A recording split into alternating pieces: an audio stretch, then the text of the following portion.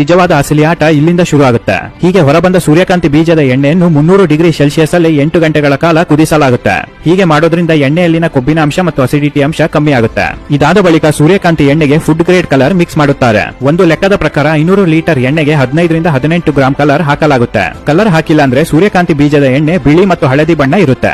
Colour ಹಾಕಿದ ಬಳಿಕ ಸೂರ್ಯಕಾಂತಿ ಬೀಜದ ಎಣ್ಣೆ ಗೋಲ್ಡಿಶ್ ಕಲರ್ ಆಗುತ್ತೆ. ಸೂರ್ಯಕಾಂತಿ ಬೀಜದ ಎಣ್ಣೆ ಹೆಚ್ಚು ದಿನ ಬಾಳಿಕೆ ಬರೋದಕ್ಕೆ ಒಂದಿಷ್ಟು ಕೆಮಿಕಲ್ ಹಾಕುತ್ತಾರೆ. ಟ್ರೈಯಾಸ್ಲೋಗ್ಲಿಸರ್ಸ್, ಡೈಯಾರ್ಸೋಗ್ಲಿಸರ್ಸ್, ಟೋಕೋಫಿರಲ್ಸ್ ಮತ್ತು ಫೈಟೋಸ್ಟೆರಾಲ್ ವಿಚಿತ್ರವಾದ ಅಪಾಯಕಾರಿ ಕೆಮಿಕಲ್ಗಳು. ಈ 4 ಕೆಮಿಕಲ್ ಜೊತೆ ಮತ್ತೊಂದು ಸೀಕ್ರೆಟ್ ಕೆಮಿಕಲ್ ಸೂರ್ಯಕಾಂತಿ ಎಣ್ಣೆಗೆ ಮಿಕ್ಸ್ ಮಾಡುತ್ತಾರೆ. ಈ ಕೆಮಿಕಲ್ ಹೆಸರನ್ನು ನಾನು ಹೇಳುವಂತಿಲ್ಲ.